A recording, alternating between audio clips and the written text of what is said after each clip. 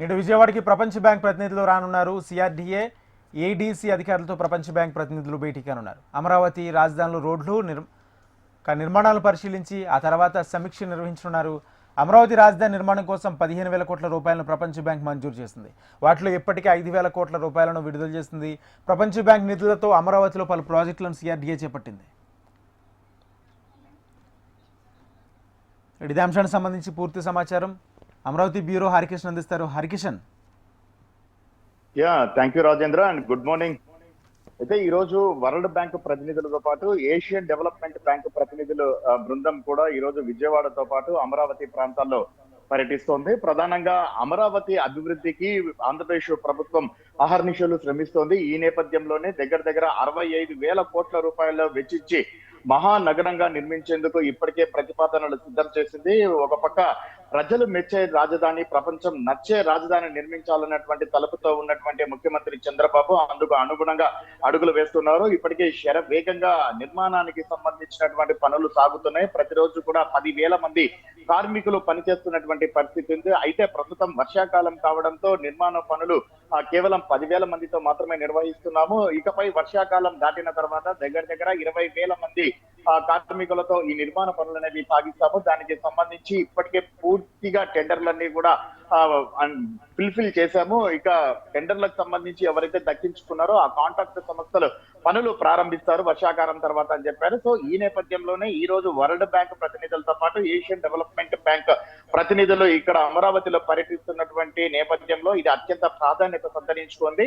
65,000 కోట్లకు సంబంధించి ఏదైతే ప్రణాళిక సిద్ధం చేసుకున్నారో ఇప్పటికే 50,000 కోట్లకు సంబంధించినటువంటి పనులు అయితే ప్రారంభించారు. మరొక 15,000 కోట్లకు సంబంధించినటువంటి పనులకు ప్రపోజల్స్ కూడా సిద్ధం చేసినటువంటి నేపథ్యంలో తాజాగా ఈ వరల్డ్ బ్యాంక్ ప్రతినిధులతో పాటు ఏషియన్ బ్యాంక్ డెవలప్మెంట్ సంబంధించినటువంటి ప్రతినిధులు ఈ రోజు పర్యటిస్తున్నారు. ప్రధానంగా వీరు రాజధాని అమరావతిలో ఇటు రహదారులకు సంబంధించినటువంటి నిర్మాణాలు, అలాగే ఇటు డ్రైనేజ్ కి సంబంధించినటువంటి నిర్మాణాలు, అలాగే పరిశుభ్రత, పచ్చదనానికి సంబంధించినటువంటి వాటిపైన పూర్తిగా ఈ రోజు ఫోకస్ చేసేటటువంటి అవకాశం ఉంది. ఎందుకంటే వరల్డ్ బ్యాంక్ ఇప్పటికే 15,000 కోట్ల రూపాయలు విడుదల చేసింది.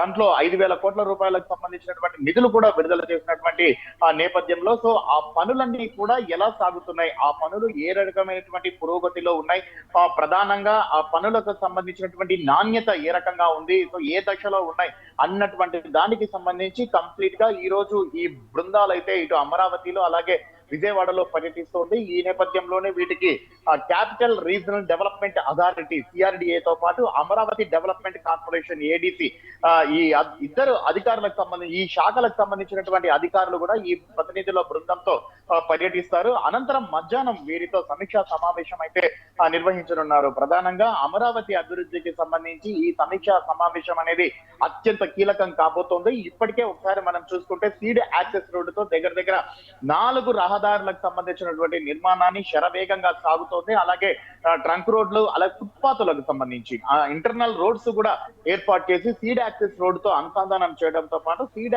యాక్సెస్ రోడ్ ని నేషనల్ హైవేకి కూడా అనుసంధానం చేసేటటువంటి పనులు అయితే శరవేగంగా సాగుతున్నాయి. సో ఈ నిర్మాణ పనులు ఈ రోజు అందరూ కూడా ఎవరైతే ఈ ప్రతినిధుల బృందం ఉందో వారికి ఈ శాఖలకు సంబంధించినటువంటి అధికారులు చూపెట్టేటటువంటి అవకాశం ఉంది. మరోవైపు ఇటు డ్రైనేజ్ కి సంబంధించి అంటే పెద్ద ఎత్తున వర్షం కురిస్తే ఆ వర్షపు నీరు ఏ రకంగా ఎక్కడికి వెళ్ళాలి, అలాగే భవనాలకు సంబంధించినటువంటి నిర్మించిన వాటి డ్రైనేజ్ నీటిని ఏ రకంగా పంపిణీ చేస్తాం, సో వాటికి సంబంధించినటువంటి కాలువలు ఏ రకంగా వెళ్తాయి అన్న వాటిని కూడా ఈ రోజు ఒక పవర్ పాయింట్ ప్రజెంటేషన్ అయితే ఇవ్వబోతున్నారు అధికారులు. మరో రకంగా ఇటు పచ్చదనం, పరిశుభ్రతకు అత్యంత ప్రాధాన్యత ఇస్తున్నటువంటి పరిస్థితుల్లో ఎందుకంటే పర్యావరణ పరిరక్షణకి వరల్డ్ బ్యాంక్ తో పాటు ఏషియన్ డెవలప్మెంట్ బ్యాంక్ తో అత్యధిక ప్రాధాన్యత ఇస్తారు. సో ఆ సంబంధించినటువంటి కార్యక్రమాలు చేస్తేనే వారు నిధులు కూడా విడుదల చేయడానికి అవకాశం ఉంటుంది. కాబట్టి ఈ నేపథ్యంలోనే ముఖ్యమంత్రి చంద్రబాబు పలు సందర్భాల్లో కూడా కంపల్సరీగా ఏదైతే పరిశ్రమ వచ్చినా ఈ 70% కన్స్ట్రక్షన్ అనేది చేస్తే మరొక 30% ఆ ప్రాంతం అంతా కూడా గ్రీన్ జోన్ గా ఉండాలి.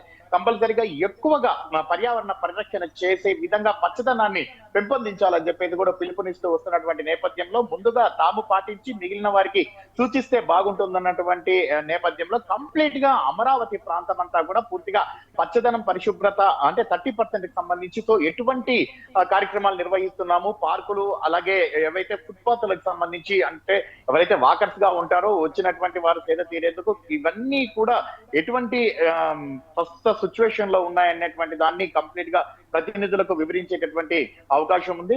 సో ఈ నేపథ్యంలోనే ఇప్పటికే దగ్గర 1022 కోట్ల రూపాయలతో ఇటు రహదారులకు సంబంధించి అలాగే డ్రైనేజీలకు సంబంధించి అలాగే పచ్చదనం పరిశుభ్రతకు సంబంధించి అంటే గ్రీన్ జోన్ కు సంబంధించి కంప్లీట్ గా యాక్టివిటీస్ అయితే కొనసాగుతున్నాయి. మిగిలిన అమౌంట్ తో ఏ రకంగా అభివృద్ధి చేయబోతున్నాం, ఎటువంటి పనులకు ఖర్చు చేయబోతున్నాం అన్నటువంటి వాటిపైన ఇటు సిఆర్డిఏ అధికారులతో పాటు ఏడీసీ అధికారులు ప్రపంచ బ్యాంకు ప్రతినిధుల బృందానికి పవర్ పాయింట్ ప్రజెంటేషన్ అయితే ఇవ్వబోతున్నారు. సో ఈ సమావేశం అలాగే ఈ పర్యటన ఖచ్చితంగా ఆంధ్రప్రదేశ్ అలాగే ముఖ్యంగా అమరావతి అభివృద్ధికి మాత్రం కీలకంగా మారబోతుంది అన్నటువంటి